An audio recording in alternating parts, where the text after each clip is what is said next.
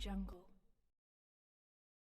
बहुत बहुत धन्यवाद आप सबका, आपने मुझे बोलने का मौका दिया। सम्मानित मंच, आदरणीय बुजुर्ग, सम्मानित और नौजवान साथियों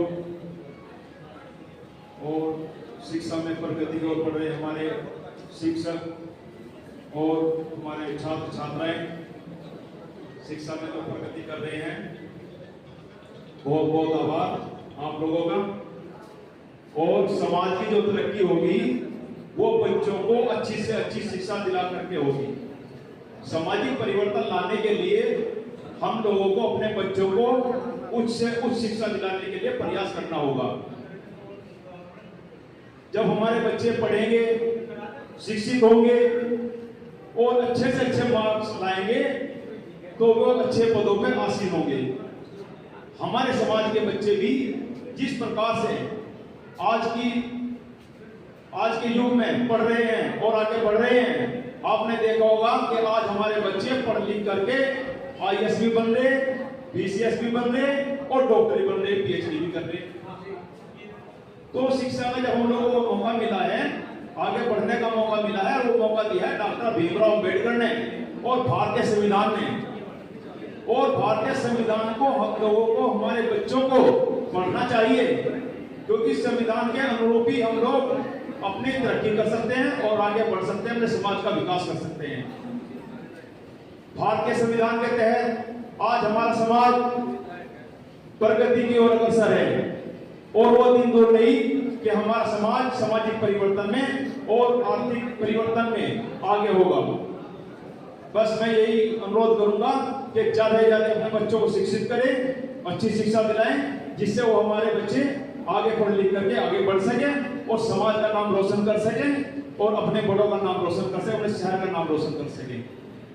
बस इसी के लिए मैं धन्यवाद। जय भीम, जय वाल्मीकि, जय अम्बेडकर, जय संविधान। नमो बुद्धाय। नमो बुद्धाय। बहुत सुंदर वक्तव्य, बहुत ही कम शब्दों में। डॉक्टर भीमराव अंबेडकर जी को मेरा नमस्कार और उनके चरणों में नमन करती हूँ और विद्या की देवी सावित्रीबाई फुले जी को भी उनके चरणों में नमस्कार करती हूँ।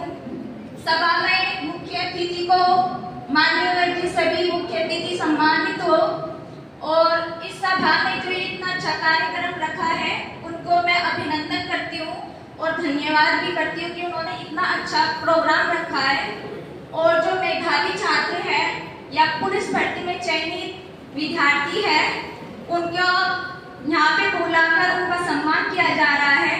इस कार्यक्रम के दौरान उनको भी अभिनंदन करती हूँ और धन्यवाद करती हूँ, जिससे कि बच्चों का उत्साह बढ़ेगा और वाल्मीकि समाज में उन्नति और अवनति, प्रगति की ओर प्रसार होगा और वाल्मीकि समाज हमारा आगे बढ़ता रहेगा। इस कार्यक्रम के दौरान जो ये कार्यक्रम रखा गया है, इससे बच्चों में उत्साह भी बढ़ेगा और एक अलग ही लहर होगी, जिससे कि शिक्षा के क्षेत्र में अलग अलग बच्चियां, जो विद्यार्थी है या फिर जो भी बच्चे हैं, वे ये सोचेंगे कि आज हमारा इस क्षेत्र में सम्मान किया जा रहा है, तो आगे जाकर भी हमें इतनी मेहनत और संघर्ष से हमारा सम्मान किया जाएगा। जैसे कि डॉक्टर भीमराव अंबेडकर जी ने 32 डिग्रियां प्राप्त की है शिक्षा के क्षेत्र में।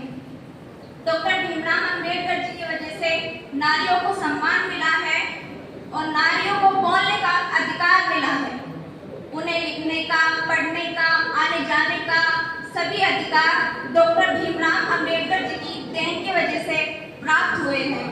तो मैं यही कहना चाहूंगी कि डॉक्टर भीमराव अंबेडकर जी की वजह से आज जो भी हम यहाँ खड़े हैं, जो ये कार्यक्रम किया जा रहा है, सब इनकी वजह से की देन है।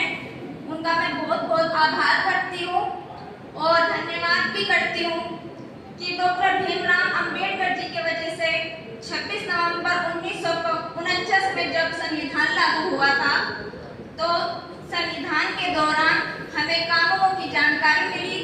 उन कानूनों के से हमें अनेक प्रकार के जो भी अपराध हैं, अपराधों को दंडित करने का अधिकार है और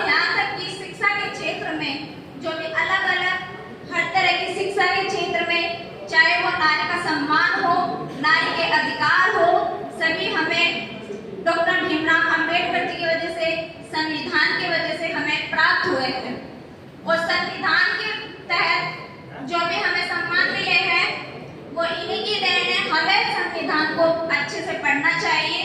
सभी बच्चों को यही कहना चाहूंगी कि जितने से जितना आप संविधान को पढ़ोगे, हमारा जो सम्मान भी बढ़ेगा, हमें अधिकार भी मिलेंगे और हमें जानकारी भी मिलेगी।